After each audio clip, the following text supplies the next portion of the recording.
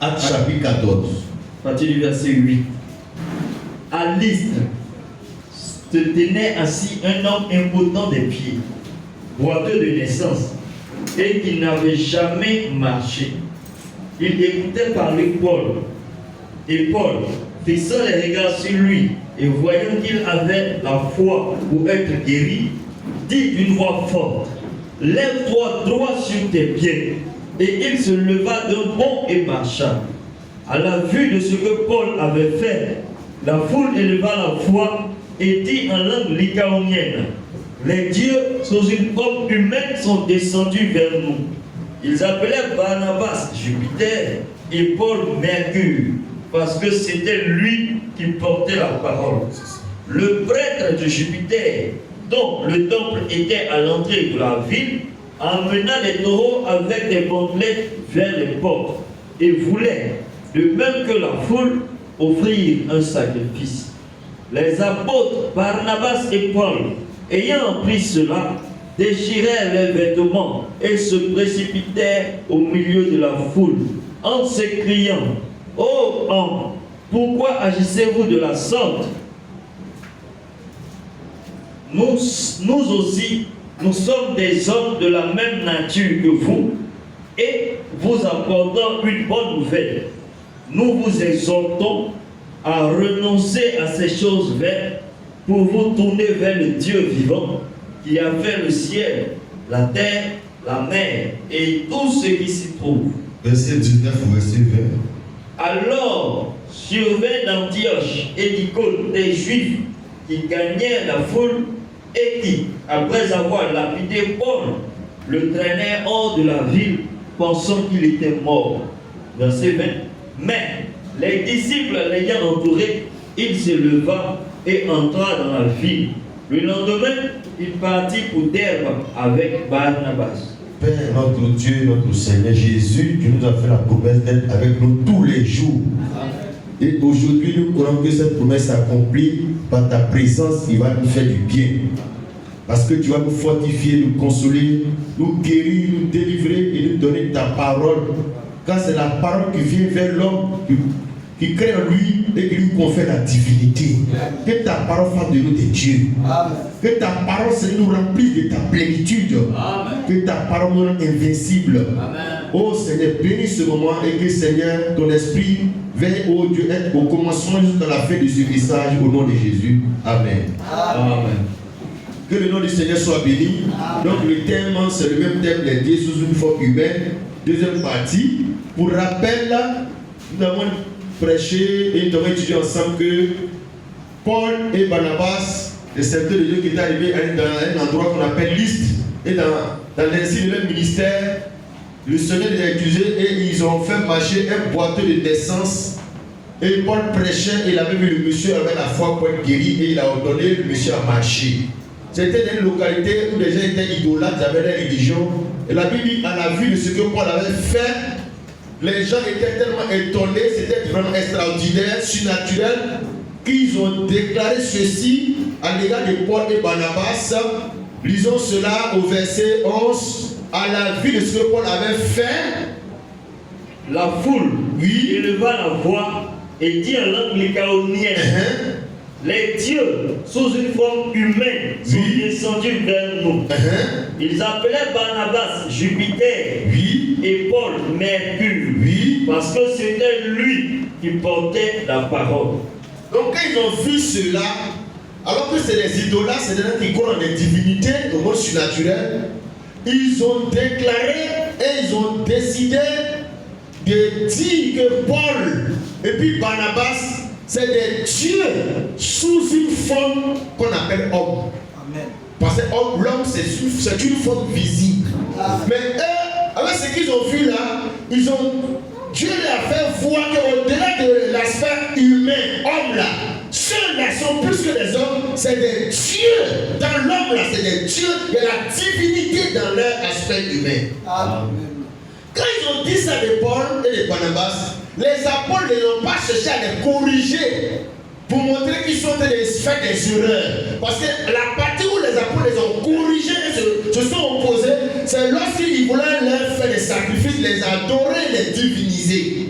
Mais lorsqu'ils étaient en train de dire que c'est des dieux sous forme humaine, les apôtres ne sont pas opposés parce que, comme on l'avait dit dimanche passé, parce que c'est la vérité de Dieu. Amen. Tous les hommes ne sont pas au même pied d'égalité. Tous les hommes sont des hommes, mais le chrétien, il est plus qu'un homme, il a Dieu, il a l'aspect de Dieu en lui, qui fait qu'il est Dieu et puis il est homme en même temps, les deux aspects. Amen. Donc quand son côté homme meurt, c'est son côté Dieu là qui vit éternellement, qui va au ciel. Amen. Mais le païen, quand son côté homme meurt, c'est fini. Donc ils ont dit, les apôtres sont des dieux sous une forme humaine. Selon Jean 3, verset 3 à 7, il a dit, ce qui est né de la chair est chair. Donc si tu nais d'un homme, tu es un homme. Mais il ajoute, ce qui est né de l'esprit est esprit. Donc il y a la chair et l'esprit. Tu es né d'un baoulé, tu es baoulé. Mais quand tu es né de Dieu qui est un esprit, tu es en même temps un homme chair et en même temps un esprit de la chair. Amen. Sois béni. Donc quand on est loin des païens, on est tous ivoiriens, mais nous on est des dieux dans la forme ivoirienne. Amen. Donc notre conception est élevée par rapport à la conception des Ivoiriens, des jeunes, des Africains, parce qu'on a un statut de Dieu. On ne parle pas comme les hommes, on parle comme Dieu. On ne parle pas de la mort comme les hommes qui ont peur de la mort. Nous on parle comme Dieu parle de la mort. Voilà pourquoi Paul pourrait dire, Christ est ma vie, la mort m'est un gain. Donc les Ivoiriens peuvent avoir peur de la mort, mais celui qui est un Ivoirien, Dieu est Ivoirien, mais il n'a pas peur de la mort. Parce que son Dieu a vaincu la mort. Frère, c'est ça la conversion chrétienne. C'est que l'intérêt de toi là, après ce que tu es un homme, ton intérieur doit revêtir le statut de divinité de Dieu. Amen. Alléluia. Amen. C'est ce que ces hommes ont reconnu en Paul et Silas. Et la Bible on a donné des noms de divinités. Mercure pour Barnabas et Jupiter. Non, Jupiter pour Barnabas et Mercure pour Paul. C'est des noms de divinités, des dieux, des esprits. On les appelait comme ça parce qu'en réalité, les gens étaient en train de découvrir leur vraie identité. Un chrétien, c'est un Dieu à l'image du grand Dieu. Amen. Ambassadeur du grand Dieu. Alléluia. Donc en réalité, l'éternel Dieu là, il ne peut se faire adorer que par celui qui est Dieu. Dieu se fait adorer par Dieu. Amen. Il n'y a que ceux qui sont Dieu qui peuvent servir Dieu. Un homme ne peut pas servir Dieu. Un homme ne peut pas comprendre le langage de Dieu. S'il faut qu'il soit Dieu pour comprendre le langage de Dieu. Amen. Tu vois que les femmes vont à l'église, les gens vont à l'église, elles vont tout porter le pantalon, faire les maquillages, tout ça. Dès qu'elles vont à l'église, le problème c'est quoi? Ils ne sont pas encore de la divinité. Parce qu'un Dieu ne fait pas ça. Un Dieu fait ce que son Dieu lui a dit de faire. Amen. Un homme peut garder le but, fait par là. Mais quand tu as le statut de Dieu, tu fais comme Dieu. Le problème c'est que les gens ne sont pas convertis par rapport à la nature. Si on va aller à l'église et parler que tu es converti, c'est quand tu parles de homme pour devenir Dieu là. C'est que tu es sauvé, tu as la vie éternelle. Il n'y a que ce qui est Dieu qui peut aller chez Dieu. Un homme ne peut pas aller chez Dieu. Alléluia. Vous voyez, c'était le premier aspect que les gens ont vu. Mais pourquoi ils ont vu que Paul et Silas étaient des dieux? Mais c'est ce que Adam et Ève étaient en Éden. Ils étaient des dieux. Qu'est-ce qu'ils ont perdu? Mais l'homme a perdu la divinité. C'est ce que Dieu est devenu homme pour que l'homme retourne la divinité perdue. Amen. C'est pas l'argent que l'homme avait perdu. C'est pas les voitures que l'homme avait perdu. Il avait perdu l'image et la ressemblance de Dieu. Donc quand on prêche l'évangile, c'est la prédication de la parole. Puisque le Seigneur Jésus a dit dans Jean chapitre 10, dans Psaume 82, verset 6, que on appelle Dieu, Dieu qui la parole que Dieu est adressée. Donc la prédication de la parole de Dieu a pour but, non pas pour faire voyager les gens, pour faire marier les gens, mais pour leur donner la divinité qu'ils ont perdue en Éden au temps d'Adam et Ève. Amen. Lisons cela, frère, dans Jean chapitre 1, verset 26 à 27. Genèse chapitre 1, 26. Genèse chapitre 26 à 27. 26 à 27. Puis Dieu dit, Oui. faisons l'homme à notre image, selon notre ressemblance, Oui. et qu'il domine sur les poissons de la mer, sur les oiseaux du ciel, Oui. sur le bétail, sur toute la terre, et sur tous les reptiles qui rampent sur la terre. Oui. Dieu créa l'homme à son image. Il le créa à l'image de Dieu. Oui. Il créa l'homme et la femme. Donc, après que ces versets, on voit que Dieu avait créé l'homme comme lui. Dieu avait donné à l'homme d'avoir le statut de Dieu. Adam et Ève avaient la divinité, ils étaient des dieux. Maintenant, qu'est-ce que Satan va venir faire en venant pour créer la séduction? Mais c'était pour qu'il perde cette identité-là. Voyons cela dans Genèse chapitre 3, verset 4 à 6. Genèse 3, 4 à 6. Alors, le serpent dit à la femme, C'est ça. vous ne mourrez point. Oui. Mais Oui. Dieu sait que Oui. le jour où vous en mangerez, vos yeux s'ouvriront Oui. et que vous serez comme des dieux. Ah, ils étaient déjà des dieux. C'est ça. Donc le diable les fait croire qu'ils ne sont pas, ils n'ont qu'à rien pour devenir ça. Ils étaient déjà des dieux. Ouais, c'est ça la solution du diable. C'est-à-dire t'amener à ne pas croire ce que Dieu dit que tu es maintenant. Ils étaient déjà des dieux, animaux la semence de grands dieux. Et certains venaient, non, mangez ça, vous allez devenir des dieux. Vous allez devenir comme Dieu. Mais ils étaient déjà des dieux. Donc qu'est-ce qu'ils ont perdu? Mais c'est la divinité là qu'ils ont perdu quand Satan les a séduits. Alors le besoin de l'homme c'était quoi? Retrouver la divinité, l'image et la ressemblance de Dieu perdue. C'est ça le but de la prédication. Tu n'as pas besoin d'être chrétien pour voyager, pour se marier, pour avoir des enfants. C'est la divinité là, la nature de Dieu là, que l'homme a perdu, qu'on prêche l'évangile pour qu'il puisse le retrouver, pour que la grande Paul dit, Christ en vous, dans l'image de Dieu en toi, c'est l'esprit de la gloire. Amen. Amen, amen. Amen. 2 Pierre 1, verset 4. Voilà le but de la prédication, bien-aimés frères et sœurs. Quand on te prêche, pour que tu ne restes pas ébaoulé, parce que les baoulés vont croire qu'une femme doit percer ses oreilles. Si l'évangile fait de toi Dieu, tu as une intelligence supérieure à cette mentalité traditionnelle. Le problème de nos églises ne sont pas remplies de Dieu, parce que c'est le caractère de Dieu qui fait que tu es spirituel. Tu as la nature de Dieu en toi. Quand on te parle de Dieu, mais tu vis parce qu'on entend l'esprit de ta nature, tu dis Amen parce que c'est de toi on parle. Amen. Mais quand tu en fais de toi des hommes, des Ivoiriens, des Baoulés, des êtres humains charnels, que tu veux leur parler de Dieu, mais il ne reçoit pas parce qu'il n'a pas la nature de Dieu là en lui. Ça fait des crashs, ça fait des coups sur cuisse, ça fait des palabres, ça fait des blocages. Pourquoi? Il n'y a qu'un Dieu qui comprend la parole de Dieu. Amen. Qui dit Amen à la parole de Dieu. Si tu es un Dieu qui te donne dans l'impudicité, tu dis Amen lorsqu'on dénonce l'impudicité. Tu ne te mets même pas en colère. Amen. Voilà pourquoi Jésus peut dire aux pharisiens que pourquoi comprenez-vous pas mon langage? Parce que ce ne sont pas des dieux. Il n'y a que des dieux qui comprennent le langage de Dieu. Amen. 2 Pierre 1, verset 4. Lesquels Oui. nous assurent de sa part les plus grandes Oui. et les plus précieuses promesses, afin que par elles, vous deveniez participants de la nature divine. En un mot, pour que la nature divine se manifeste, s'incarne en vous.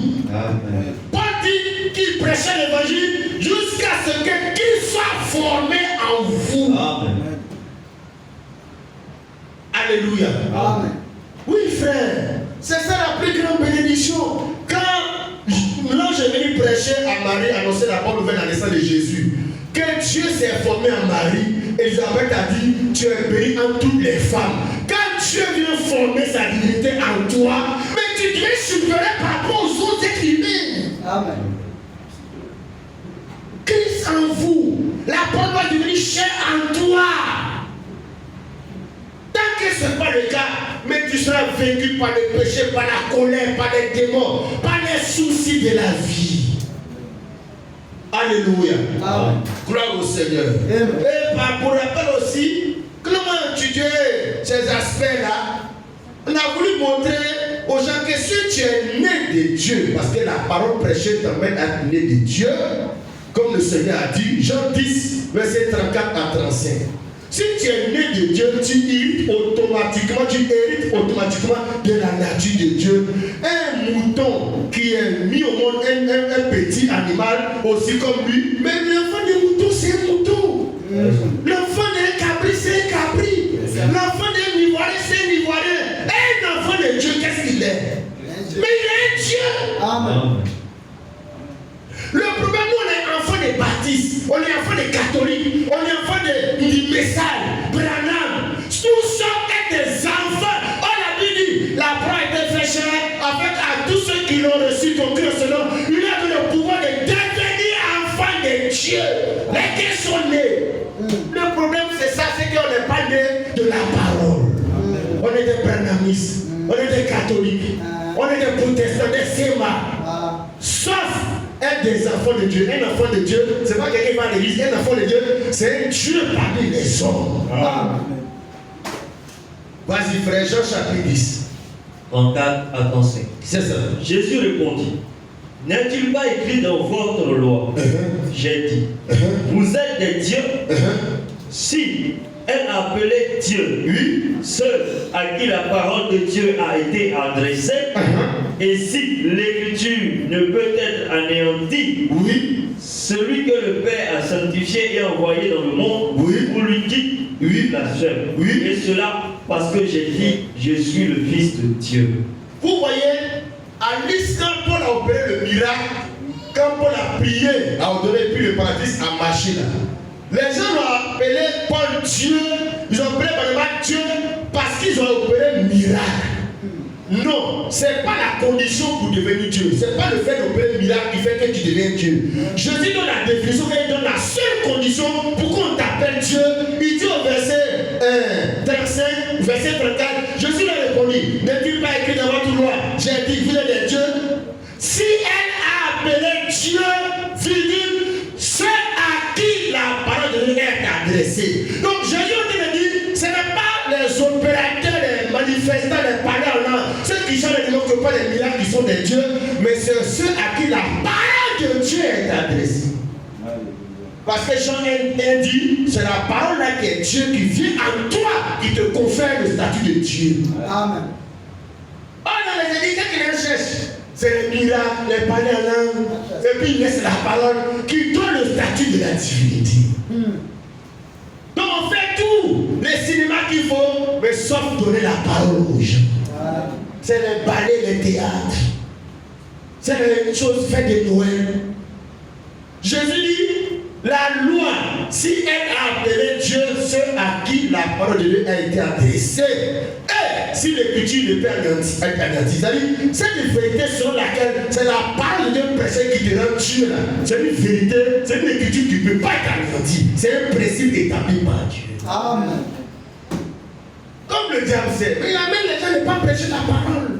Mais à prêcher William Branham, à prêcher Kakou Philippe, à prêcher les dénominations. Mais tout ça, ça ne te confère pas la divinité. Voilà. Ça peut te donner travail, mariage et voyage. Mais les païens au sac, ils vont mourir sur la terre, laisser ça ici. Mais ce qui fait que tu vas aller au ciel chez Dieu là, on ne t'a pas donné ça. Alléluia. Amen. Où est bien frère? Et quand la parole vient à toi, t'es adressé, rentre dans ta vie, que tu la reçois, parce que c'est Dieu même qui est cette parole. Quand tu reçois la parole de Dieu, mais tu deviens quelqu'un qui est né de cette parole qui est Dieu en toi. Ça féconde ton âme et ça donne à toi la sémence de la parole. Bénédiction va passer, parole va passer, les dons spirituels vont passer. Il y a une chose qui ne passe pas qui est éternelle, c'est la parole, parce que c'est ça qui est Dieu. Amen.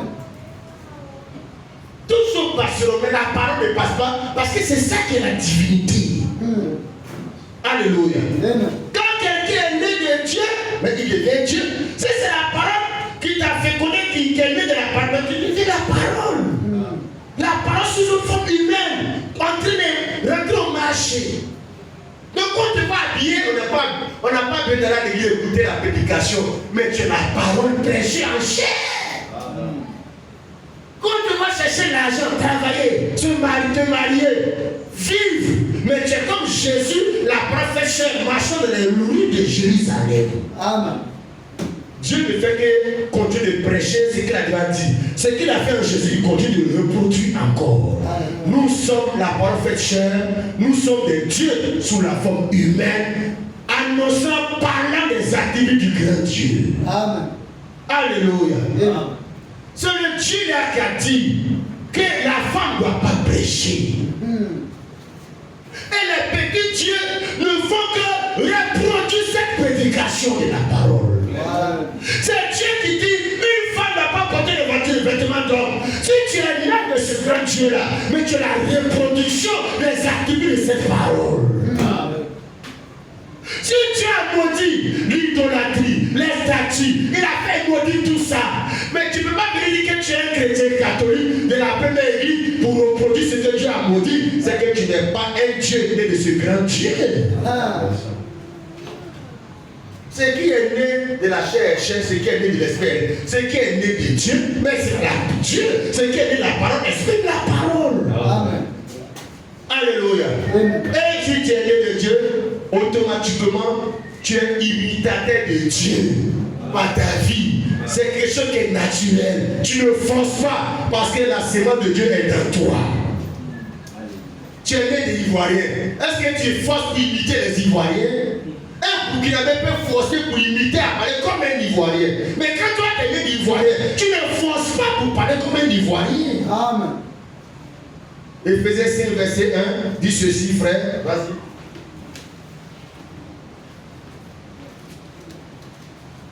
Donc, on rappelle rapidement, on va prendre les nouveaux sujets concernant le test. Éphésiens chapitre 5, verset 1 dit ceci. Devenez donc les imitateurs de Dieu. Les imitateurs de Dieu. Comme des enfants bien-aimés. Donc les enfants de Dieu imitent Dieu. Ceux qui sont nés de Dieu, leur vie là, consiste à reproduire les attributs de Dieu, à imiter Dieu. Le problème, nous, on dit les chrétiens, mais notre vie, c'est une imitation du monde, des choses du monde, de nos traditions, de tous les films, de Facebook. On imite tout, sauf imiter Dieu. Si on doit imiter Dieu, c'est-à-dire que quand Dieu est en colère, là, comment il se comporte là? Nous aussi, le jour de la colère, on se comporte comme Dieu en colère. Alléluia. Amen. Donc on fait comme Dieu fait. Sois devenu les imitateurs de Dieu comme des enfants bien-aimés. Est-ce que ta vie chrétienne est une vie d'imitation? Si c'est une vie d'imitation, ça peut l'imiter qui? Parce que la vie que nous menons, c'est une imitation de quelque chose qui a existé. Si Salomon a cousu son habit qu'il a cousu là, il a déjà vu ça quelque part et puis il a répondu. Tout ce que nous voyons, nous vivons, les coiffures, les habillements, les portables, les chaussures, on a vu chez quelqu'un et puis on veut reproduire. La vie chrétienne, c'est quelque chose que Dieu a manifesté, qu'on ne fait qu'imiter, reproduire. N'inventons pas la vie chrétienne, n'inventons pas ce qui n'a jamais existé de la parole. On a donné un exemple au sujet de Dieu qui était en colère. C'est dans la Bible, mais c'était une révélation parce que je voulais que chacun de nous, comme moi j'ai vu aussi, ça m'a béni, que nous puissions aussi découvrir ensemble pour voir que, mais c'est une découverte, une révélation que Dieu là, Moïse a pu raisonner Dieu pour mener Dieu à changer d'avis, à se repentir. Pour décourager nous tous qui avons gros cœur, nous tous qui avons un cœur qui n'imite pas la manière de faire de Dieu. Parce qu'un enfant de Dieu, c'est ce que son père fait. S'il voit, il cherche à faire ça. Quand nos enfants s'amusent un peu, nos enfants, les filles s'amusent pour faire cuisine avec assez boîtes. Mais elle a vu ça, elle est en train de s'amuser avec. Elle voit maman faire ça. Elle est en train d'imiter les œuvres de maman. Voilà. Quand le petit est en train de faire les voitures ou les pistolets, il a vu ça à la télé, il a vu les voitures passer dans le quartier. Il est en train d'imiter ce que les grands font. Voilà. Alors, si tu n'as jamais vu, nous sommes témoins de ce que ton Dieu, ton papa Dieu a fait. Quand il est en colère, mais comme un bon un enfant, tu vas imiter sans t'amusant. Amen. Tu vas dire amen à ça. Amen. Tu vas arrêter carrément. Parce qu'un enfant imite ce que son père, il le voit faire. Amen. Revenons à ça, Exode chapitre 32. Il y a des caractères là. C'est pas Jeune qui te délivre de ça. C'est pas quelqu'un qui prie qui te délivre de ça. Mais quand tu vois dans la parole là, ça te délivre. Parce que toi tu es quelqu'un de la parole. Exode chapitre 32, le verset 10 à 14. Exode 32, 10 à 14. Vas-y frère. Maintenant, laisse-moi. Donc Dieu était en colère comme les enfants d'Israël, qui ont fabriqué le veau en or. Donc une représentation d'un animal qu'ils ont pris pour Dieu. Donc Dieu était en colère, Dieu voulait les détruire, il ne voulait plus les comprendre. Vas-y frère. Maintenant, Dieu ne veut plus laisse-moi. marcher avec eux, il ne veut plus être camarade, il ne veut rien savoir. Alors Moïse va rentrer en scène. Maintenant, laisse-moi. Oui. Ma colère va s'enflammer contre eux. Et Oui. les consumer. Mais je ferai de toi une grande nation. Voilà ce que Dieu explique comme sentiment parce qu'il est dessus, il est en colère. Moïse implora l'Éternel, son Dieu, et il dit, oui, pourquoi, oui, ô Éternel, ta colère s'enflammerait-elle contre ton peuple, oui, que tu as fait sortir du pays d'Égypte par une grande puissance oui, et par une main forte? vas-y. Pourquoi les Égyptiens diraient-ils, Oui, c'est pour leur malheur qu'il les a fait sortir, oui, c'est pour les tuer dans les montagnes et pour les exterminer de dessus la terre? oui. Reviens de l'ardeur de ta colère. Habituellement, c'est Dieu qui envoie les prophètes dit au peuple qui est en train de s'égarer, revenez de vos péchés, renoncez, répandez-vous. Cette fois-ci, le message de repentance, de conseil, ça quitte de la terre d'un homme vers Dieu.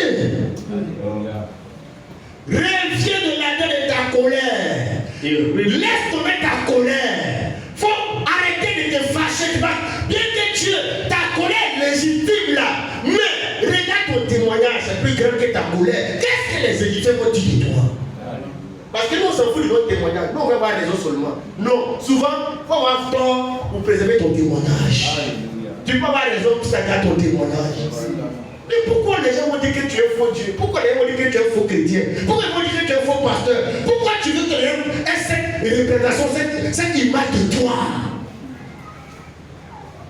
Pourquoi les Égyptiens diraient-ils? C'est pour tous les malheurs qu'ils ont fait sortir. C'est pour les tuer dans les montagnes et pour les exterminer de dessus la terre. Reviens de l'ardeur de ta colère. Donc pour empêcher que les gens pensent comme ça de toi, que les Égyptiens pensent comme ça de toi, il faut laisser ta colère parce que la colère garde le témoignage du chrétien. Amen.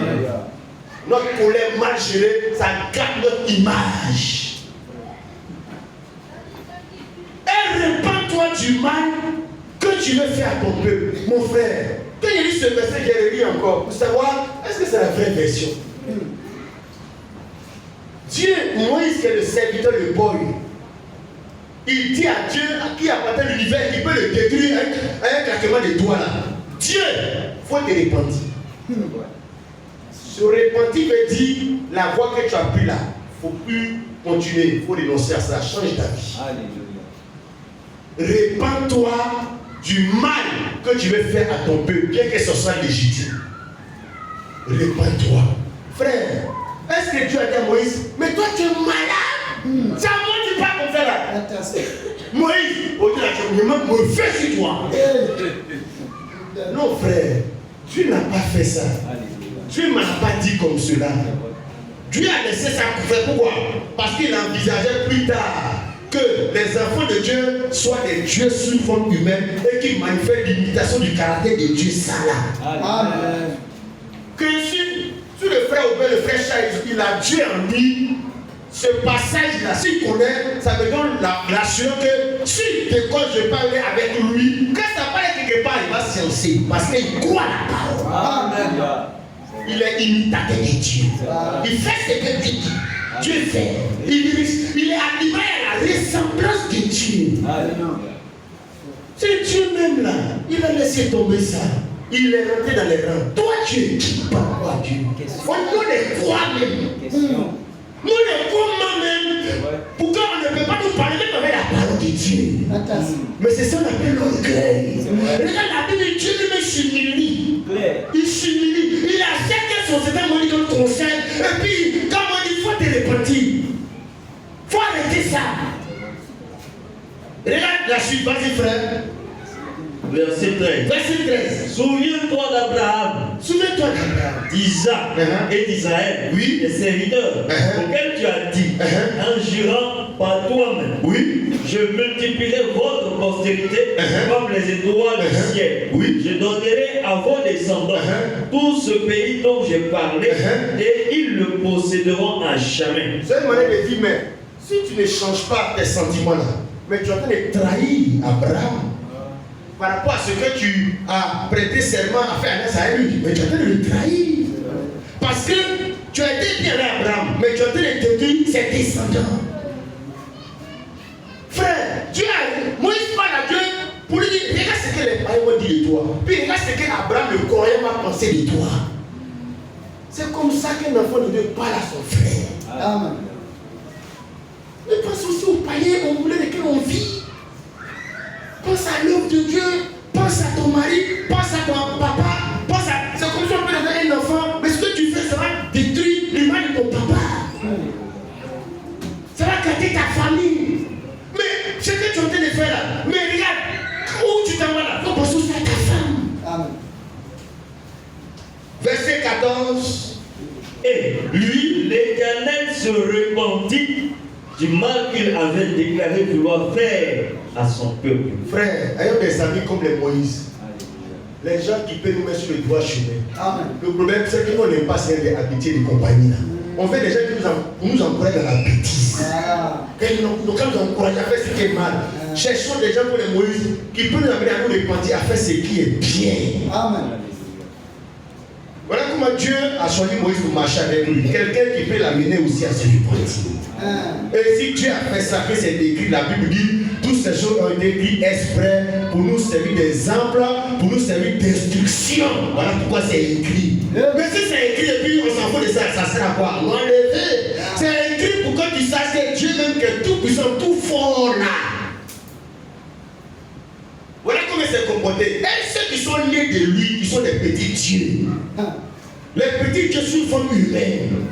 Mais ils ont dans leur sang la nature de comment Dieu s'est comporté ici. N'encourageons pas les gens qui sont dans cette voie-là. Faisons comme Moïse, décourageons-les. Mettons en exergue plus le témoignage et que les gens vont penser de toi. Ton image va prendre un. Amen.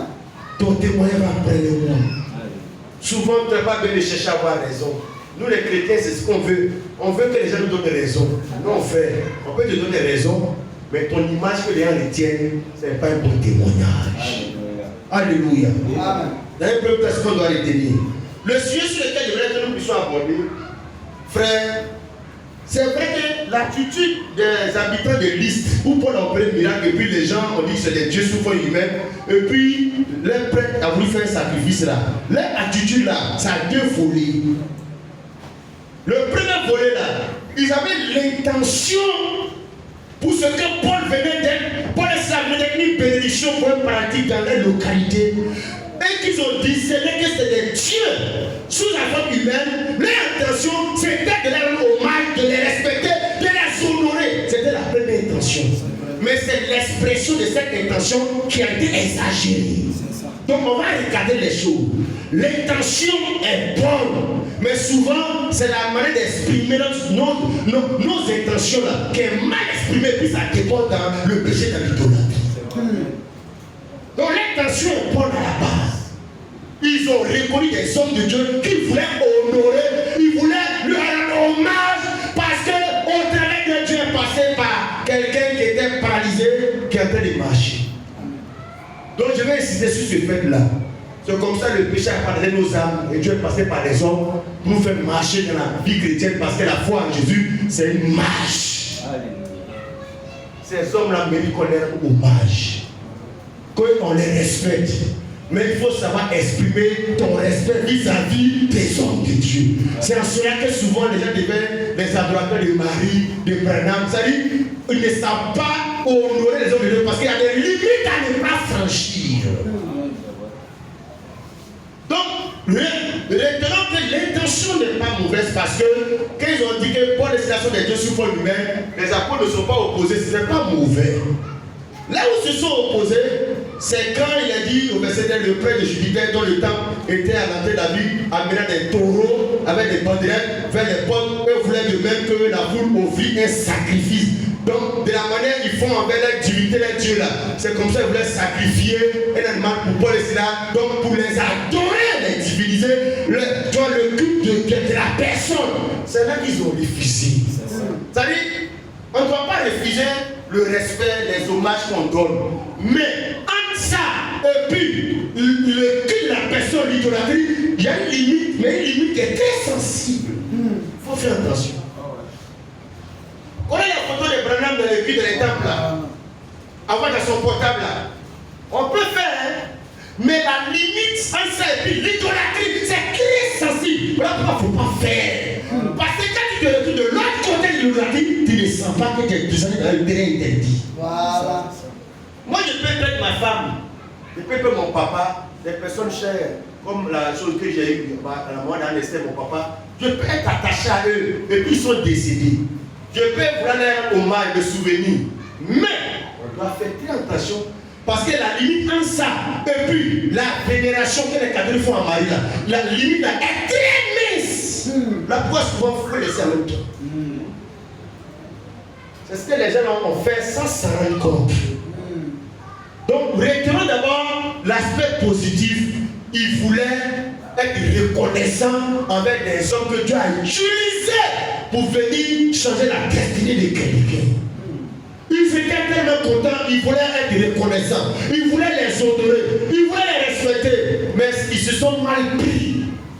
On aime Branham, c'est un vrai serviteur de Dieu, mais ils se prennent mal de la manière dont ils veulent le concevoir. On s'y prend mal. On sait que Marie est le canal par lequel Jésus est venu. On sait l'esprit dans lequel vous voulez le faire. Mais vous prenez mal, catholique. Alléluia. Amen. Lisons, retenons ce que, selon les Écritures, on doit honorer les dieux sous la forme humaine, les hommes de Dieu, les enfants de Dieu. On doit les honorer, les respecter avec la bonne manière. 1 Timothée 5, verset 12 à 13. Donc, quand on a fait la démarcation, on va voir ce qui est bon à faire, puis après, on va voir ce qu'on ne doit pas faire. 1 Timothée 5, 12 à 13. 1 Timothée 5, 12 à 13. Pourquoi je vais insister là-dessus, frère? Parce que ces choses-là existent dans le christianisme. Tous ces pasteurs des dénominations, vous voyez les Joe Robert là, les gens ont fini par tomber dans le culte de la personne. Mais les gens ne s'en rendent pas compte parce que la limite est très fine, c'est très subtil. C'est que les catholiques a fait que les progrès sont sortis là. Mais les gens sont allés refaire ça avec le fondateur des églises là. C'est ce que les géniaux sont en train de faire là. C'est ce que les Obel à Gauthier ont fait là. Donc quand c'est très subtil, et puis il vient et dit, quand tu pries, il faut dire le Dieu des Obel à Gauthier. Ce n'est pas le Dieu des Obel à Gauthier, c'est les Obel à Gauthier qui viennent parler. Voilà. Non, si on peut dire le Dieu de. Pourquoi on appelle dit ton nom? Parce que c'est ton Dieu là qui est le plus grand, qui est important. Toi, ton nom fait quoi près de ce Dieu? 1 Timothée 5, verset 12 à 13. Et se rendent coupables en ce qu'elles violent leur premier. 1 Timothée 5. 1 Timothée chapitre 5, verset 12 à 14. Et se rendent coupables en ce qu'ils violent leur premier.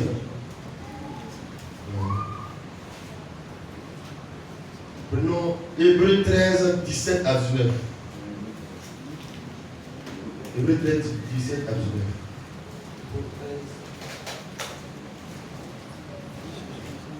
Hébreux 13, 17 à 19.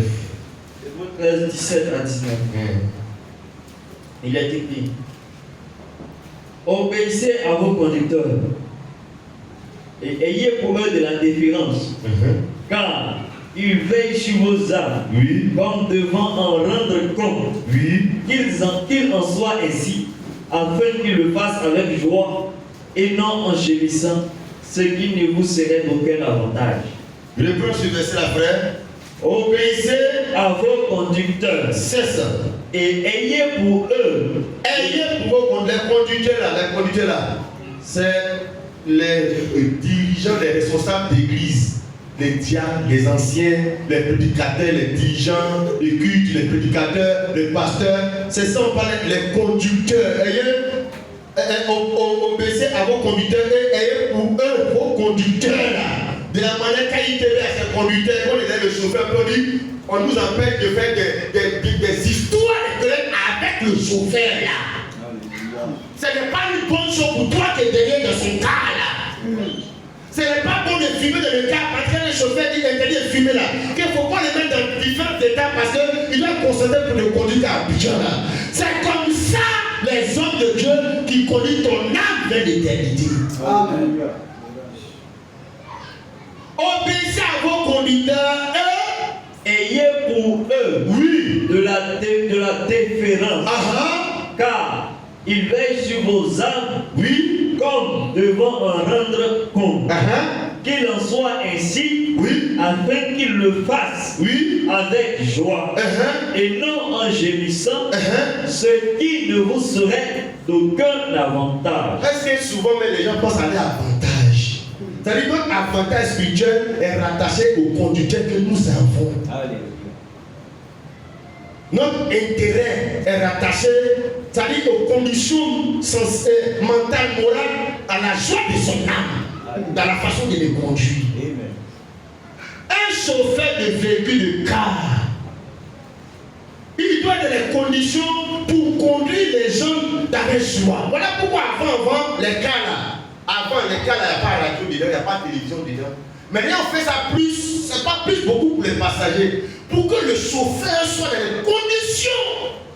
Il écoute sa musique, voilà, il est tranquille. Et personne ne fait des histoires, il a une apprentie qui empêche tout le temps la peine. Les choses naturelles expriment les choses spirituelles. Amen. Un passager, il a vu fait beaucoup d'éléments, un chauffeur qui est sorti d'un cas là, ça c'est pas qu'avec un passager, il a mis à tête. Les gens ont dit que mais c'est déplorable. Mais comment il va s'arrêter, il va remonter dans le car pour conduire dans quel état? Et c'est comme ça que les gens mettent les conducteurs dans ces conditions-là. La Bible dit, si tu mets ton conducteur dans cet état, ça ne sera pas un avantage pour toi-même. Donc si tu t'occupes bien de ton conducteur, mais l'avantage te revient. Parce que le gars te conduit dans les bonnes conditions. Son cœur est dans la joie quand il te regarde. Mais si son cœur maîtrise, que son âme est dans l'amertume, mais ce n'est pas une bénédiction pour toi. Amen. Souvent, mais que les gens sont des chrétiens. Obéissez à vos conducteurs et ayez pour de la différence, c'est le respect et la considération. Car, pourquoi? Pour quelle raison?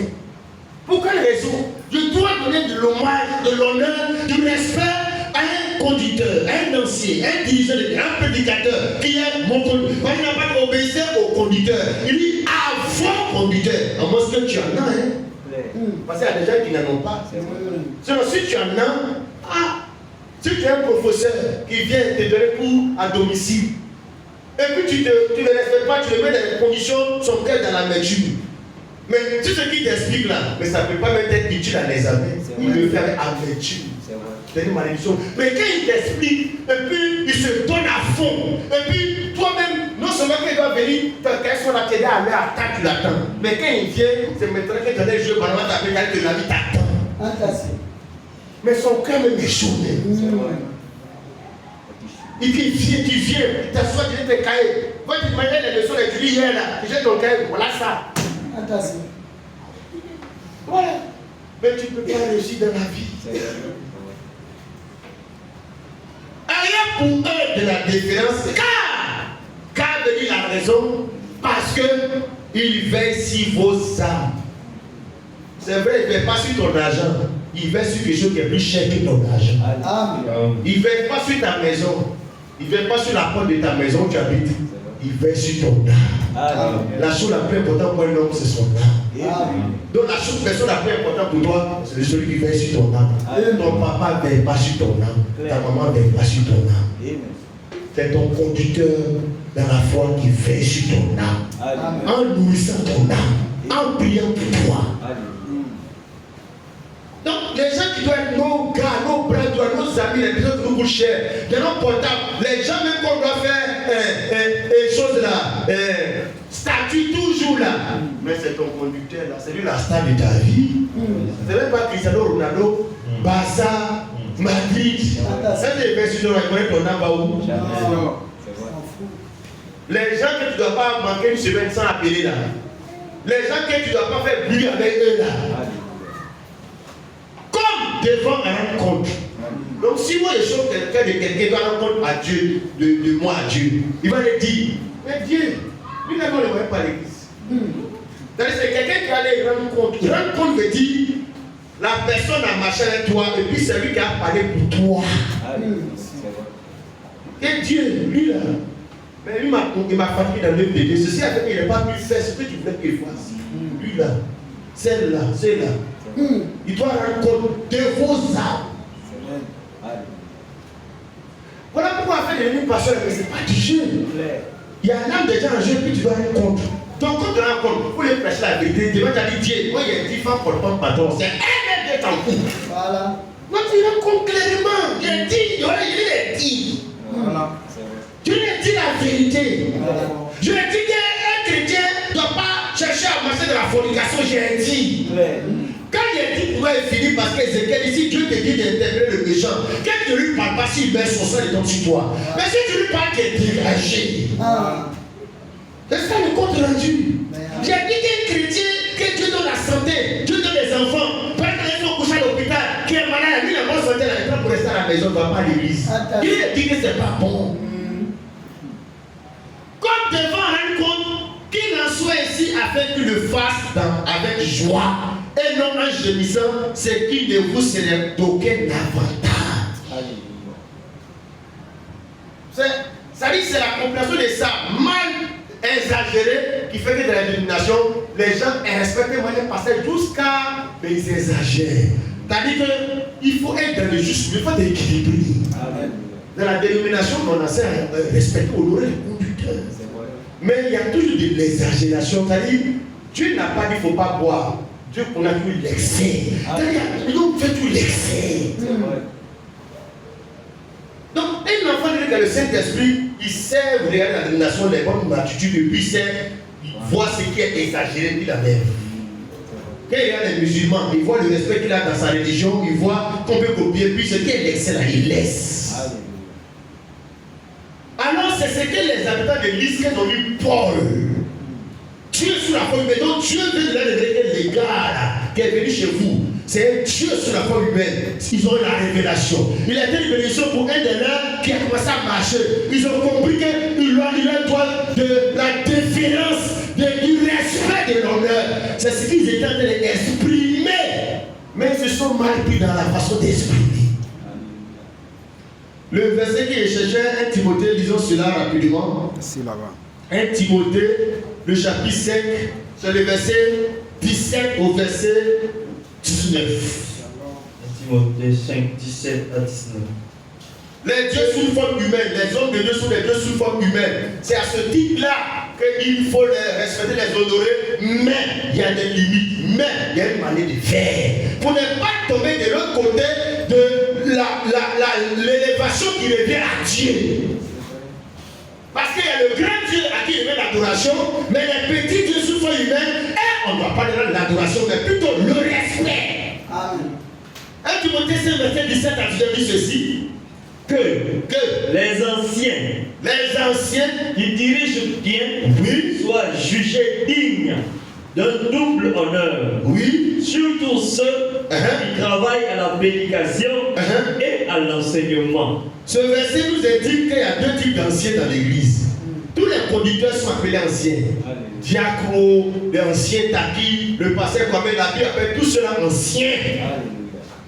Mais il y a les anciens qui sont anciens par rapport à leurs responsabilités dans l'église, mais il y a des anciens qui sont anciens par rapport à leur ministère de prédicateur de la parole.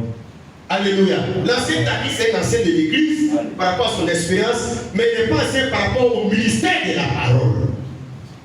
Ce que Paul dit, que les anciens qui dirigent bien soient jugés dignes d'un double honneur, surtout ceux qui travaillent à la prédication et à l'enseignement. Revenons à que les anciens qui dirigent bien soient jugés dignes d'un double honneur. Donc les anciens qui font le de bien là, comme on doit les traiter, on doit les juger d'un double honneur, on doit les honorer 2 fois doublement. Et il a dit surtout, mais quoi dit surtout? Il parle des ceux qui exercent le ministère de la prédication. Et là, ils ont plus d'honneur. Pourquoi? C'est le ministère de la parole là qui font que les gens deviennent des dieux sous la forme humaine. Amen. Quand Paul et puis Barnabas étaient devant les gens de l'église là, pourquoi ils ont appelé Paul Jupiter, Mercure? La Bible explique parce que c'est lui qui portait la parole. C'est-à-dire que les 2 divinités là, Mercure et Jupiter là, il y a un qui est plus grand que l'autre. La prédication, le ministère de la parole, mais ce n'est pas n'importe quoi selon les Écritures. Il faut respecter les gens qui savent exprimer la parole parlée de Dieu. Alléluia.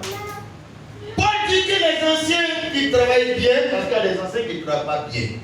Ceux qui travaillent bien, on doit les honorer doublement, soit jugés dignes d'un double honneur, surtout ceux qui travaillent à la prédication et à l'enseignement. Verset 18, il est dit, car l'Écriture dit, oui, tu n'en muselleras point le bœuf quand il faut le grain, et l'ouvrier mérite son salaire. Verset 19.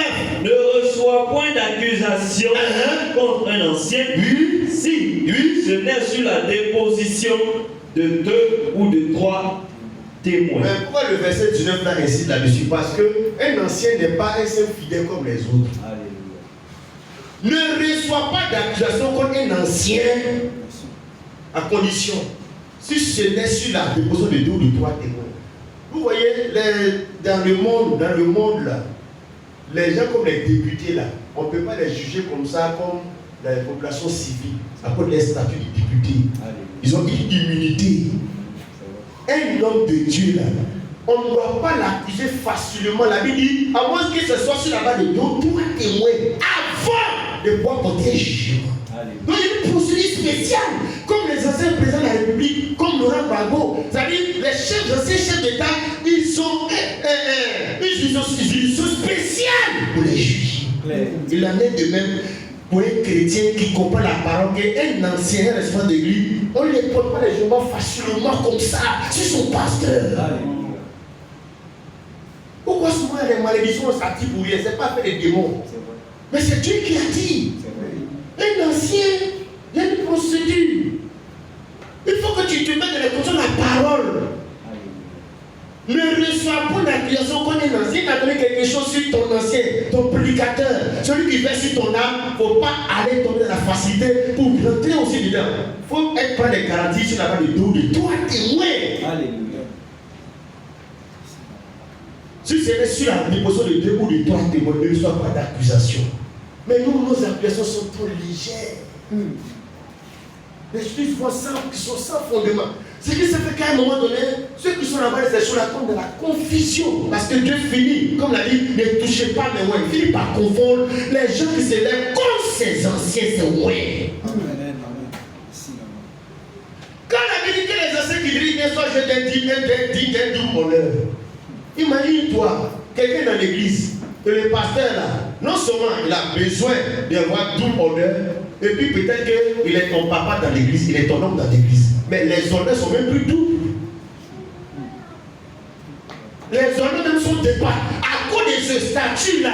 Parce qu'à l'époque, on avait des amis qui avaient un papa qui était là enseignant dans la classe. Mais il doit respecter le maître parce que c'est le maître. Mais le maître est son papa encore. C'est fort. Mais où vont venir les chrétiens et les églises? Si même il n'est pas ton homme, il n'est pas ton papa, mais la Bible dit les anciens qui disent bien, on doit à tout honneur, surtout quand il prêche la parole. Puis dans ça, c'est ton homme, c'est ton papa. Mais non, nous les chrétiens, nous devons amener les gens dans la parole de Dieu. Des choses à ne pas encourager les gens à faire. À ne pas accepter. encourageons les frères et les sœurs qui piétinent leur conducteur. Sans tomber dans l'idolâtrie des hommes de Dieu, mais ils ont droit à un traitement spécial que Dieu a donné. Voilà pourquoi les appels de liste, ils ont dit, mais ceux-là, c'est des dieux sous forme humaine, on doit les traiter de façon particulière. Mais ils ont exagéré. Nous n'exagérons pas, mais faisons ce qui est juste à la limite de la parole. Amen. Hébreux 13, verset 20. Hébreux 13, verset 20 dit ceci. Hébreux 13, verset 20. Que, bon, on lisait, obéissez à vos conducteurs, tout. Lis le verset 18. Jusqu'au verset 20. Priez pour nous. Car nous croyons avoir une bonne conscience. Oui. Voulons en toutes choses nous bien conduire. Vas-y. C'est avec Instance que je vous demande de le faire. Oui. Afin que je vous sois rendu plus tôt. Oui. Que le Dieu de paix, C'est ça. qui a ramené d'entre les morts, Oui. le grand pasteur des brebis, par le sang d'une alliance éternelle, par le sang par notre Seigneur Jésus. Tu peux t'arrêter là. On retient le terme le grand pasteur. Si on dit un grand pasteur, c'est qu'il y a un petit pasteur. Amen. Jésus est le grand pasteur qu'on adore. Le pasteur qu'on met, le petit pasteur qu'on n'adore pas. Mais néanmoins, qu'on doit respecter selon le grand pasteur Jésus. Amen. Alléluia. Donc, il y a le grand pasteur qui est adorable. Mais il y a les hommes de Dieu, les William Branham, tous ces invités de Dieu, les Pédés 14, qu'on n'adore pas. Donc il y a une limite. Voilà pourquoi ce que les gens de livres veulent faire. Paul nous ont refusé parce que ça c'est ce que les gens au grand pasteur. Mais les petits pasteurs, les photos font quoi dans l'église du grand pasteur? Regarde le respect que les gens donnent aux petits pasteurs. Comment dans l'église du message, Sylvain Akwala, quand il chante le nom de Jésus dans le concert, mais les gens sont indifférents. Mais lorsqu'il dit le nom de William Marion Branham, mais vous avez entendu dire que mais le nom du petit pasteur vous fait quand même plus que le nom du grand pasteur. Mais c'est ça l'idolâtrie. Alléluia. Amen. Amen, amen. Oui, bien aimés frères, voilà ce qu'on doit retenir de l'attitude des gens de l'église là. Ils voulaient honorer les hommes de Dieu, les dieux sous la forme humaine, les gens que Dieu utilise pour bénir mon âme, pour amener mon âme à quitter la paralysie, pour marcher dans la parole. Ah frère, que Dieu te délivre pour que tu rendes le respect, la considération à ceux qui sont les moins de Dieu. Amen. Alléluia. Même, c'est vrai que pour éviter certaines choses comme au niveau de l'alcool, pour éviter que le gars va tenir à l'hiver, donc on ne boit pas, c'est pas la peine de boire. C'est comme ça que les gens décident d'arrêter pour éviter les choses. Non, si tu as le Saint-Esprit, tu as la maîtrise de soi. Amen. Devant la colère, devant la solution, une femme qui a mini, mais devant aussi la boisson, l'alcool, le Saint-Esprit a toi de maîtriser, ça va pouvoir avec maîtrise. Même se prosterner là, le mot n'est pas forcément négatif à première vue. Non, se prosterner, c'est un signe de respect et de reconnaissance. Sur la langue là-bas, on ne peut pas saluer quelqu'un debout comme ça. On salue comme ça, on salue comme ça. Ce n'est pas forcément de l'idolâtrie. Le problème, c'est l'état d'esprit dans lequel les gens font. Moi, je peux voir chien, je suis content de voir chien, je peux me coucher, je peux me prosterner. Quand ton chien, tu quittes ton chien, ta vie à longtemps, le chien roule comme ça, il roule, il est content. Il exprime qu'il est content de te voir. Moi, je peux voir ma soeur, je peux me coucher à terre, je suis content de voir maman, je peux me rouler à terre. Sans que ce soit de l'idolâtrie. Je peux me prosterner contre terre, ça dépend de l'état d'esprit que je vais exprimer. Mais mon enfant a eu concours, ma femme a eu concours. Mais je peux me jeter à terre pour exprimer ma joie. Ce n'est pas forcément de l'idolâtrie. Il faut voir l'esprit dans lequel ça se fait. Et je vais exprimer ça avec les Écritures. Parce que moi, je préfère qu'on mette tout sur les Écritures pour qu'on voit dans quel esprit ça se fait. Voilà. Jésus, l'état d'esprit dans lequel tu le fais. Regardons par exemple l'Écriture. Dans Genèse 23, 1 à 12, concernant ton père Abraham. Est-ce que on peut se prosterner devant quelqu'un par considération? On peut le faire. Ça a été fait. Tout ça pourquoi? Pour montrer que non, un enfant de Dieu qui a le Saint-Esprit, qui est l'image de Dieu, qui est Dieu dans la chair humaine, c'est quelqu'un par culture, par éducation spirituelle de la parole, mais il respecte les gens jusqu'à, même souvent dans les gestuels. Genèse 23, 1 à 12. La vie de Sarah fut de 127 ans. Vas-y. Telles sont les années de la vie de Sarah. Sarah mourut à Kirjat Arba, qui est Hébron, dans le pays de Canaan. Et Abraham vint pour mener deuil sur Sarah et pour la pleurer. Abraham se leva devant son mort et parla ainsi au fils de Heth. Je suis étranger. Le fils de Heth, c'est une terrière que toi, les gens ne sont pas pour rien et pour la part. Vous avez une terre, une localité, comme Abraham a connu sa femme, lui cherche une terre, un village où les gars vont donner une passée, va enterrer son cadavre, sa femme. Il va s'adresser à des païens qui ne croient pas l'éternel Dieu. Vas-y frère. Je suis étranger et habitant parmi vous. Donnez-moi la possession d'un sépulcre pour enterrer mon mort et l'ôter de devant moi. C'est ça. Les fils de Heth répondit à Abraham en disant écoute-nous, mon Seigneur. Tu es un prince de Dieu. Eux-mêmes disent que tu es un prince de Dieu, tu es un fils de Dieu, tu es un Dieu de la foi humaine, tu as la divinité, tu es un serviteur de Dieu. Donc, ils ne sont pas des princes de Dieu, ils ne sont pas Dieu. Mais ils savent qu'Abraham, comme Alice, les gens reconnaissent la divinité des enfants de tous, même les païens. Parce que le mot chrétien, c'est les païens qui ont reconnu ça, les enfants de Dieu, ils vont les appeler comme cela. Tu es un prince de Dieu au milieu de nous. Donc, un Dieu de la foi humaine descendu parmi nous. Tu es un prince au milieu de nous.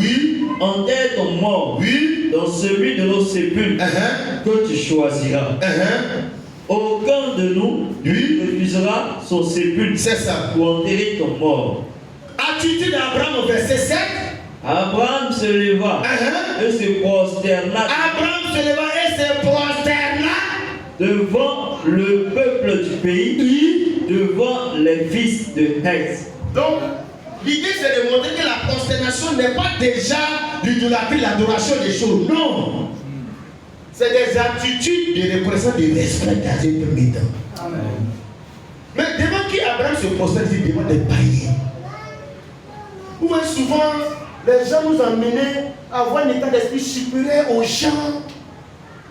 À un moment donné, tu respectes plus tes parents, les païens, les musulmans, c'est des païens, on voit l'enfer. Et puis on devient impoli, mal élevé de la société. Mais, les gens ont appelé Abraham quoi? Tu es un prince de Dieu. Maintenant, un prince de Dieu qui est païen, qui doit se prosterner devant qui? Mais c'est le prince de Dieu qui se prosterne devant les païens. Pourquoi? Il a donné service, une terre pour enterrer son cadavre, ils l'ont donné. Mais il pouvait se dire, il s'arrêtait là, puis dire merci aux gens. La Bible dit, il s'est prosterné devant eux. Voilà. Abraham adore Dieu, il sait que c'est Dieu ce qui dit d'adoration. Il n'est pas en train de les adorer, il est en train de leur dire merci avec l'attitude d'un prince de Dieu. Comportement d'un enfant de Dieu, devant les païens. Le problème, c'est qu'à l'église, on doit éduquer les chrétiens sont du tout mal élevés. Avec les patrons, les maris, devant les païens, à l'église partout. Un chrétien, il est un petit Dieu qui est né du grand Dieu, qui est l'ambassadeur du grand Dieu sur la terre. Amen. Mais Abraham, toi tu es près de Dieu, comment tu peux te mettre à Dieu de te prosterner devant les païens comme ça, devant les féticheurs? Mais les féticheurs m'ont rendu service. Parce que souvent les chrétiens sont méchants, les païens sont gentils. Souvent les chrétiens ne soutiennent pas, les païens le font. Mais quand quelqu'un t'a rendu service, ce n'est pas fait des fétiches musulmans, mais c'est d'être reconnaissant pour la causer, c'est les valeurs, la reconnaissance. Ah, moi l'enfant de Dieu, voilà, moi je suis dans Galatie, dans la difficulté. Mais le païen a pu me dépanner. Mais je vais aller demander service aux musulmans. Je vais demander service aux bouddhistes. Je suis son voisin, je vais lui demander service. Mais comme on était mal enseigné, souvent même, on ne demande pas service aux païens, on se dit c'est les païens.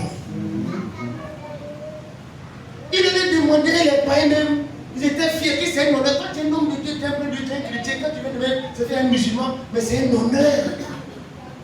Non, que tu n'as pas besoin de prendre. La Bible, Abraham se leva et se prosterna devant le peuple du pays, devant les filles, devant les gens là. Lisons encore le verset 12. Verset 12. Abraham. Donc il faut lire le verset 8. Il est pas là. Et si vous me permettez que j'entende maman, que je l'ai devant mes yeux, écoutez-moi et priez pour moi, Ephron, fille de Soa. Qu'est-ce que c'est procédé? Qu'est-ce qu'il a demandé dans qu'à faire? Et des féticheurs. Abraham dit, priez pour moi. Attention. Quand il dit ça là, c'est pas parce qu'il croit qu'ils sont dans la vérité de Dieu. Moi, je peux dire, ma tante, elle est catholique. La grâce est de ma maman, donc elle est comme ma maman. Mais moi, si le jour que peut-être je vais aller en Chine, en Europe, je dis, ah, quand si veut t'informer qu'il doit voyager, il faut prier pour moi. Mais arrêtez, je sais qu'elle est catholique, elle va demander à Marie de le faire. Mais ne demande pas parce qu'elle ne croit pas à son mari. C'est ici le respect qu'on a besoin que les gens nous souhaitent de bonnes choses. Mais lui, il est le serviteur de Dieu, non? Pourquoi il dit au père, priez pour moi? Ça veut dire qu'il y a une pensée positive à mon égard. Mais c'est dans notre Bible, et la Bible Abraham fait la fois que la Bible nous a marché sur les traces de notre père Abraham. Frère, si on écoute bien ces prédications, ça nous donne des barrières dénominationnelles, l'esprit sectaire dans le message qui fait qu'on ne peut pas fréquenter quelqu'un. Ça, c'est Abraham devant les païens. Il m'a dit qu'ils sont du même message de Branham là. Il ne va pas prier avec toi. Parce que tu ne crois pas que les données sont libérées. Abraham lui dit aux musulmans, priez pour moi. Il dit au féticheur, priez pour moi. Et puis il est en genoux devant lui, il est prosterné. Mais quand il se lève, Dieu dit pas, qu'est-ce que tu as fait, tu as péché, t'attends. Non, Dieu connaît l'état de son cœur. Shalom. Voilà, Dieu, c'est ça Abraham, frère. Nous on dit qu'on est la postérité d'Abraham, mais là nos œuvres. Amen, amen. Amen. Frère, la prédication, le message mal compris, on a insulté nos parents, les maudits. Avant tu es chrétien, tu dis on ne boit pas, le chrétien ne boit pas. Quand ton papa il a un ami qui vient t'envoie d'aller payer cigare, il est bien, tu dis tu ne vas pas. Donc on va quelqu'un de toi, tout ça c'est le péché. Non. Un chrétien doit t'équilibrer. Amen. Merci, non. Abraham t'a prosterné et puis il dit aux gens, priez pour moi. Mais il sait qu'ils n'ont pas Dieu, ils n'ont pas prié au nom de l'éternel Dieu. Lis le verset 18. Verset 18. Verset 10. Verset 10. Ephron était assis parmi les fils de Heth, et Ephron, le Héthien, répondit à Abraham en présence des fils de Heth et de ceux qui entraient par la porte de sa ville. Non, mon Seigneur. Comment ils appellent Abraham? Non, mon Seigneur. On appelle Abraham prince de Dieu, Seigneur. Donc il reconnaît qu'Abraham est grand. Mais quand il se prosterne là, ça ne diminue à rien sa grandeur spirituelle. C'est vrai. S'humilier devant les gens, demander pardon aux gens, ça ne t'enlève rien que tu es Dieu sous la forme humaine. Amen. Nous, le problème, c'est que ça nous diminue. Tu demandes pardon, tu reconnais. Non. Quand Abraham fait tout ça, elle dit qu'Abraham est patron, elle est chef, c'est le chaos. Quand il dit prier pour moi, on se dit que c'est que c'est eux qui sont grands que toi spirituellement. Non. Il m'a dit qu'Abraham demande ça. Abraham est grand que spirituellement. Il dit non, mon Seigneur. Écoute-moi, vas-y. Non. Mais après, il ne veut pas prendre la terre cadeau, il voulait payer, il voulait donner de l'argent. Oui. Non, Oui. Seigneur. Oui. Écoute-moi. Je te donne le champ et je te donne la caverne qui y est. Oui. Je te les donne aux yeux des fils de mon peuple. Oui. En terre comme mort. Verset 12. Abraham se prosterna devant le peuple du Il pays. s'est prosterné combien de fois? Mais c'est le grand Abraham, le serviteur du Dieu vivant. Mais devant les païens, mais il sait se comporter avec humilité, respect. Les gestes de respect, la main de respect. Il demande service aux païens, aux gens. Nous, quand on demande service aux gens, quand on demande service, on est ingrat, on n'est pas reconnaissant. On n'est pas reconnaissant. Mais lui, il est reconnaissant. Et même si c'est un païen qui t'a rendu service, il faut être reconnaissant. Si c'est un païen qui a marié sa femme la dotée, puis tu t'es chrétien, c'est un païen. Comme les sauvés à les choses. Non, quand les gens d'Israël vont dans le pays des Philistins, ils prennent les femmes. Tu vas chercher la femme d'un païen, Dieu va te frapper. Même si c'est la femme d'un païen. Ah non, on s'en fout, on n'estime plus les gens. Les païens, s'en fout. Mais Abraham, lui, les respecte. Il se prosterne devant eux, il leur dit merci, mais avec la manière. Ça, c'est Abraham. Voilà des filles d'Abraham. Jacob. Genèse 33, verset 1 à 14. Chrétien, quand on dit quelqu'un est respectueux là, mais c'est chrétien. Quand on dit quelqu'un sait vivre devant les païens, devant les croyants, quelqu'un qui respecte les hommes de Dieu, quelqu'un qui respecte les choses de Dieu, mais c'est un chrétien. Quelqu'un qui respecte l'œuvre de Dieu, le culte, l'adoration, le programme de Dieu, mais c'est un chrétien. C'est qu'on n'a même plus ces valeurs là. Genèse 33, verset 1. Jacob leva les yeux et regarda. Et voici, Ésaü arrivait avec 400 hommes. Il repartit les enfants entre Léa, Rachel et les 2 servantes. Il plaça en tête les servantes avec leurs enfants, puis Léa avec ses enfants, et enfin Rachel avec Joseph. Lui-même passa devant eux. Et il se prosterna en terre. Combien de fois? 7 fois, jusqu'à ce qu'il fût près de son frère. Une fois, il se prosterne. Tu sais pourquoi? Parce qu'il était conscient que son frère n'est pas content de lui. Son frère explique qu'il lui a volé sa bénédiction. Il a gardé ça en rancune contre lui. Or, c'est Dieu qui avait disposé les choses. Donc, ce jour-là, il doit rencontrer son frère, après que son frère arrive devant. Peut-être qu'il avait le commerce là-bas, il arrive. Et puis lui aussi, il vient. Lui, il sait qu'il est dans la volonté, dans la parole de Dieu. C'est Dieu qui n'a pas volé. C'est Dieu qui l'a possédé pour les rendre grand plus que son frère. Mais c'est un enfant de Dieu. Qu'est-ce qu'il va faire? Est-ce qu'il va laisser ça en lui et son frère? Et puis son frère, c'est qui? C'est son frère aîné. Son frère, son frère âgé que lui, il est le petit frère. Il a organisé la troupe, son camp, il s'est mis devant. Voilà la rencontre de son frère. Qu'est-ce qu'il fait pour que son frère qui a toute cette rencontre vers lui là puisse être vraiment d'une bonne disposition? La Bible dit que Jacob, allant vers son frère, la vie de l'un, il s'est prosterné 7 fois devant son frère. Jusqu'à ce qu'il arrive à son niveau. Mais c'est son frère. On peut dire, si on a donné à longtemps, mais c'est son frère en Christ. Et puis c'est lui qui a raison. Mais il se met dans la disposition des comportements des hommes spirituels. Lui qui est grand dans les choses de Dieu, c'est celui qui subit. C'est prosterné 1 fois, 2 fois, 3 fois, 7 fois. Il arrive au niveau de son frère. Vas-y frère. Verset 4. Et Ésaü courut à sa rencontre. Ésaü qui avait gardé la pluie contre lui, qui voulait le tuer, qui avait joué de le tuer là. Ésaü courut à sa rencontre. Il l'embrassa, se jeta à son cou et le baisa. Et il pleurait. C'est ça là qui a enlevé la colère, la vengeance dans le cœur de son frère Ésaü. Il allait vers son frère avec humilité. Il s'est posté vers son frère. Ésaü n'avait même plus le courage de vouloir encore se venger. C'est comme ça les relations entre les enfants, entre les fils du Dieu. Celui qui est grand là, celui qui se prosterne, celui qui est petit là, c'est celui qui ne veut pas s'humilier. Oh frère, Jacob qui se comporte comme cela, mais celui qui est grand dans le spirituel. Au chapitre 32, il venait de lutter avec Dieu qui a déclaré que tu ne vas plus t'appeler Jacob, tu vas t'appeler Israël parce que tu es vainqueur. Mais s'il est vainqueur, l'attitude qu'il développe là, ça semble être l'attitude d'un vaincu. Non, c'est l'attitude des vainqueurs. Alléluia. Les grands, les vainqueurs, c'est eux que les attitudes de respect et de constellation devant les aînés, son aîné Ésaü. Et puis, il pense que c'est la même manière d'enlever la colère entre lui et son frère. Alléluia. Genèse chapitre 32 dit ceci. Il faut lire le verset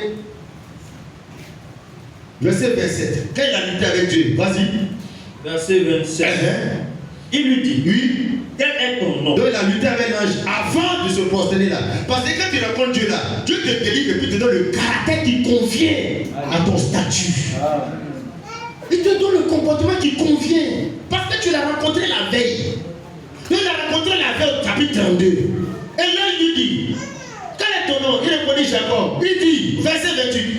Ton nom ne sera plus Jacob, mais tu seras appelé Israël, car tu as lutté avec Dieu et avec des hommes, et tu as été vainqueur. Donc Dieu vient de le convertir. Ton nom se convertit, devient Israël. tu es vainqueur, tu habites avec Dieu, avec les hommes, tu es vainqueur. Donc, il vient de recouvrir la conversion, le statut spirituel, la divinité. Dieu change son identité. Quand c'est le matin, là, c'est là qu'il s'en va vers son frère en prosternation. C'est l'attitude des vainqueurs. De ceux qui ont rencontré Dieu. Et quand tu n'as pas rencontré Dieu là, c'est toi qui vas avoir raison. Toi qui n'es jamais tombé. Toi qui as gros cœur. C'est toi qui es fort. Mais pourquoi Dieu est venu au chapitre 32 avant le chapitre 33? Parce qu'il faut quand tu rencontres Dieu là, te poster devant quelqu'un là, ça ne te dit rien. Amen. Oh, les gens te disent, moi si je ne pardon, moi je dis que donc je suis petit, tu ne fais pas. Non, si tu ne vas pas, c'est que tu montres que tu es petit. Regarde verset 29. Jacob l'introduit en disant, oui. Verset 28. Oui. En disant, fais-moi, je te prie, connaître ton nom. Oui. Il répondit, pourquoi demandes-tu mon nom? Oui. Et il le bénit là. Jacob appela ce lieu du nom de Péniel, car Dieu face à face, et mon âme a été sauvée. Donc il a été dit, je viens de rencontrer Dieu, mon âme est sauvée, je suis sauvé. Quand tu es sauvé là, puis tu es dans les situations comme ça avec ton frère là, quelle est l'attitude qui montre que tu es sauvé? C'est ce qu'il a fait prosternation 7 fois en allant avec son frère. C'est l'attitude des vainqueurs, des gens sauvés qui ont rencontré, qui ont vu Dieu. Amen. On ne fait pas d'efforts pour dire, il va demander pardon, il faut humilier. On ne fait pas bruit. Pourquoi? Mais parce qu'il est sauvé, il a rencontré Dieu. Dieu lui a donné le caractère des vainqueurs. Il est un Dieu sous une forme humaine. Amen. Le problème, c'est la conversion. Quand Jacob a fait ça, mais il est resté sur le grand Jacob, le peuple Israël. On n'a jamais dit le peuple d'Israël, on dit le peuple d'Israël. Les enfants d'Israël. Le Dieu, il a vu ça. Il a vu Abraham a fait devant les fils de ce pays-là. Ça vient de Dieu et des enfants de Dieu. Amen, amen. Amen. Donc je m'arrête là pour dire quelle est la limite qu'il ne faut pas faire dans ce genre d'attitude, de prosterner, respect, s'humilier. J'aime ça souvent, c'est les femmes en Angola qui parlent devant les maris, saluent les gens, qui sentent le respect. Sur les femmes musulmanes, là on ne parle pas. Respect, quand elle parle à son mari. Mais nous les chrétiens, quand il parle à sa femme, le chrétien, quand il parle à son frère, le chrétien, quand il parle à son pasteur. Mais il y a le musulman qui parle à l'imam, son imam. Regarde sur les gens qui parlent avec féticheur au combien. Il y a le chrétien. Nous devons prêcher l'évangile pour éduquer. C'est-à-dire, ce qu'on doit apprendre à l'école, là, on doit apprendre les choses. Éducation civique et morale à l'église. Parce qu'on a raté la base. Respect la base à l'école. Mais comme on est en train de faire l'iniquité accrue, Internet nous a gâtés. Les choses, la vie, la société nous a gâtés. On est tellement devenu philosophe, intellectuel. Ce que Dieu veut, c'est qu'on soit des spirituels. Regarde, ce qu'il ne fallait pas faire dans ces genres de choses-là, que la limite que l'apôtre Pierre a dû refuser pour connaître, Actes chapitre 10, verset 23 à 26.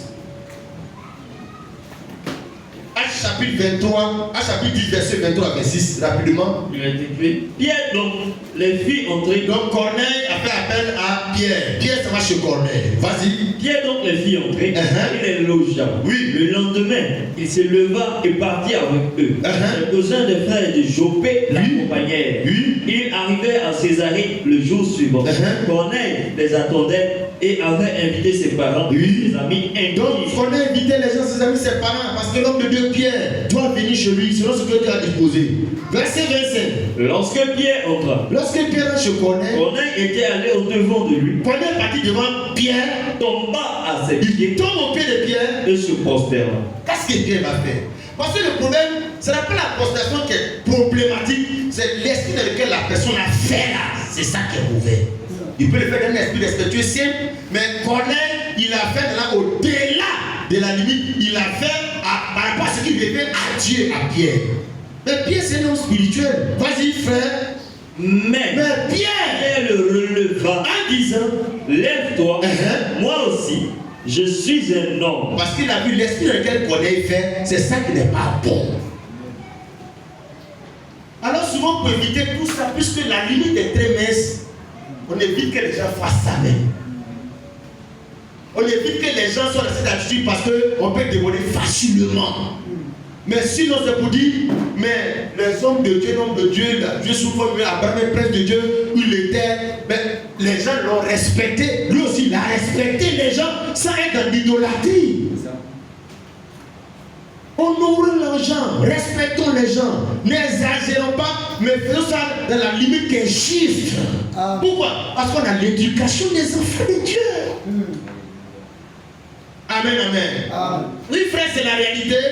Alors, l'autre élément que je voulais te montrer, quand Paul a parlé auprès le miracle devant les gens de l'Église, et puis les gens voulaient l'honorer, ils ont débordé en tombant dans l'idolâtrie, en prenant le cul de la personne, il a refusé, il n'a pas accepté ça. Parce qu'un vrai homme de Dieu n'accepte pas ça, comme Pierre n'accepte pas ça. On ne peut pas accepter ça dans la parole, on ne peut pas accepter ça quand il est Abraham, on ne peut pas accepter ça. Amen.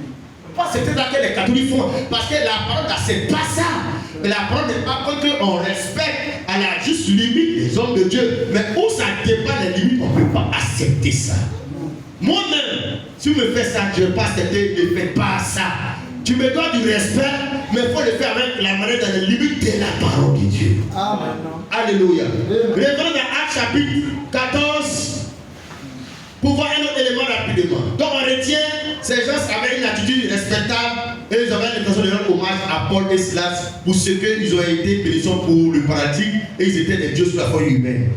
Mais ce même jour-là, l'apôtre Paul va se trouver devant un autre groupe de personnes venues d'ailleurs. Verset 19, il a dit: alors suivaient d'Antioche et d'Icône des Juifs qui gagnaient la foule et qui, après avoir lapidé Paul, le tenaient hors la vie pensant qu'il était mort.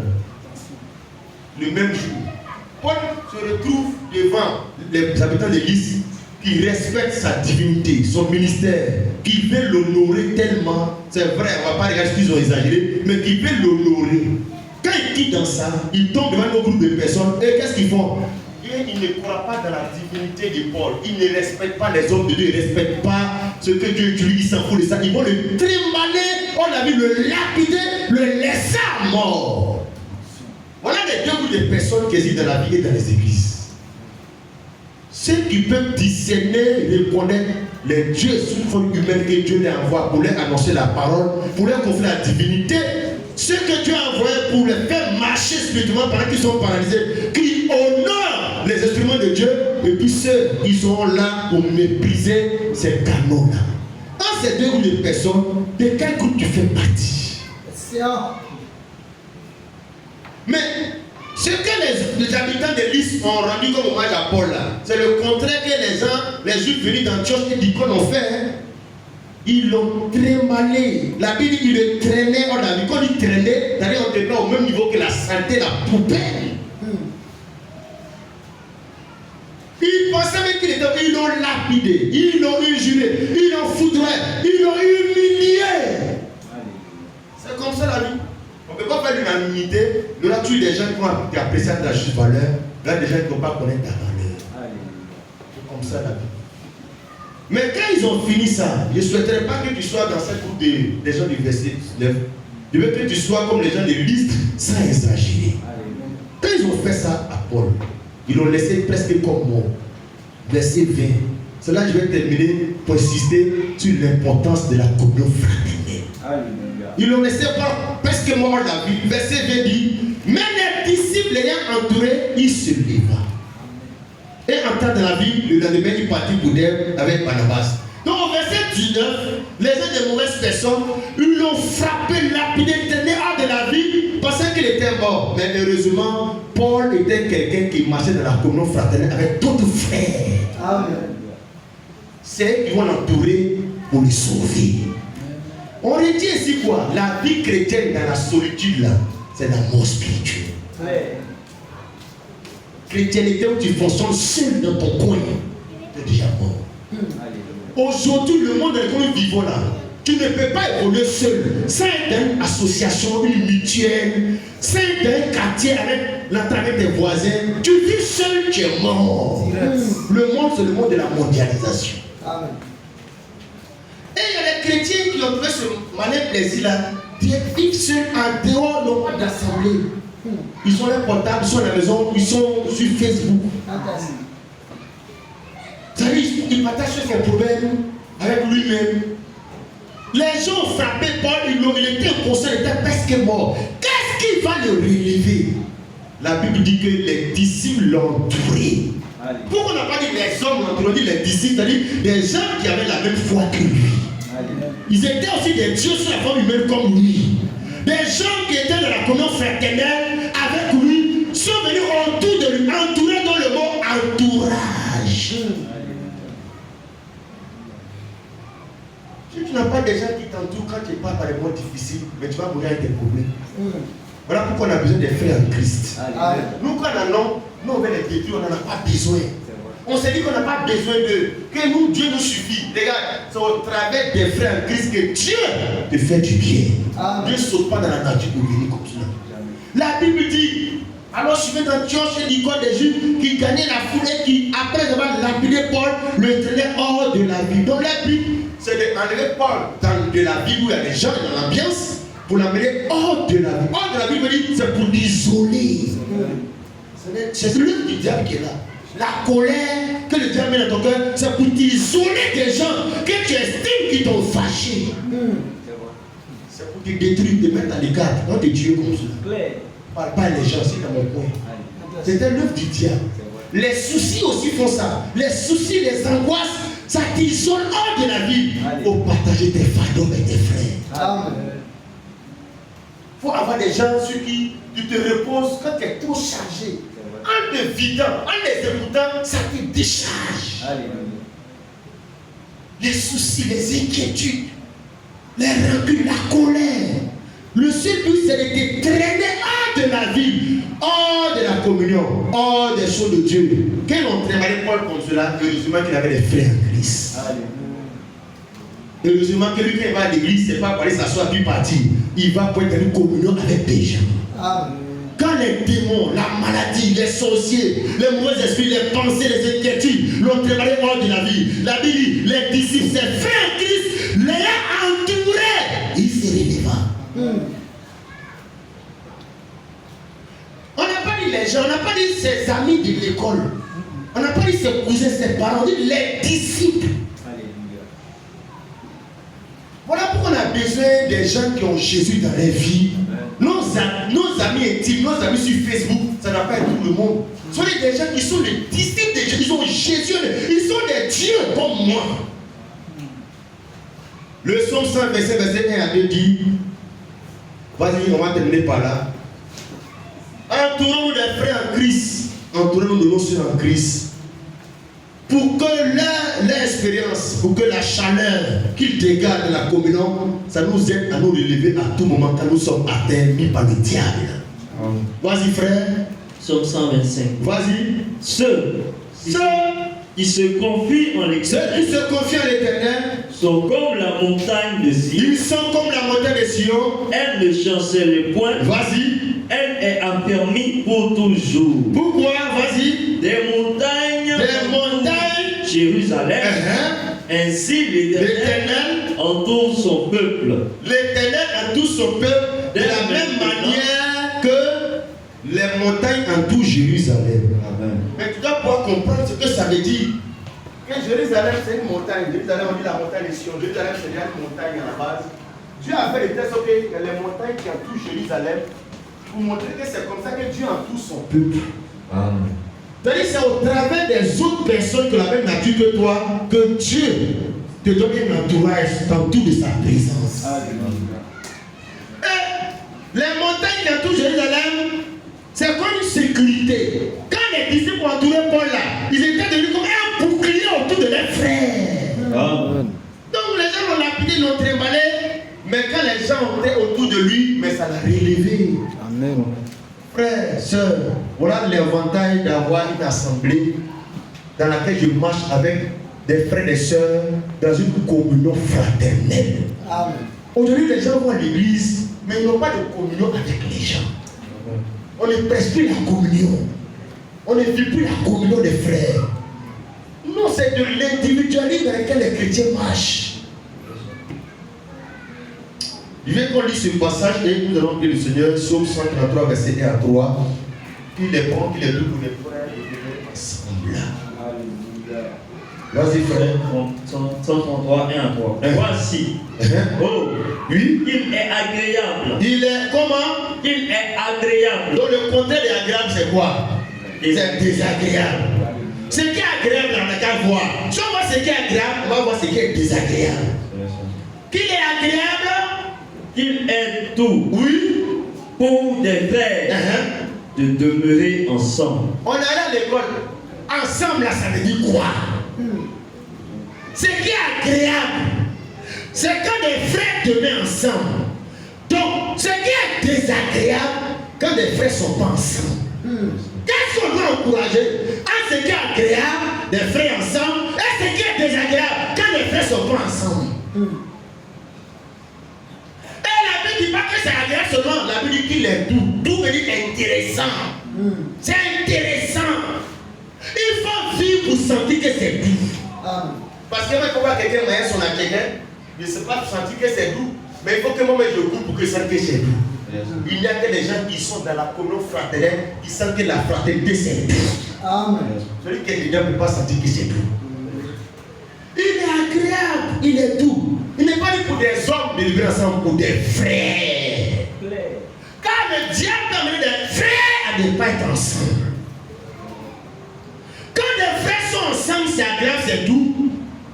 Et qu'est-ce que Dieu en fait? Le verset 2. C'est comme l'huile, Oui. précieuse qui, répandue sur la tête, descend sur la barbe, sur la barbe d'Aaron, qui descend sur le bord de ses vêtements. Oui. C'est comme la rosée de l'herbe qui descend sur les montagnes de Sion. Oui. Car c'est là que l'Éternel, c'est là que l'Éternel envoie la bénédiction, oui. la vie pour l'éternité. Quand l'ambiance est comme ça, c'est là que Dieu envoie la bénédiction. La bénédiction c'est quoi? Mais c'est la réussite, c'est le succès, ça fait marcher les affaires. Ça fait marcher le foyer.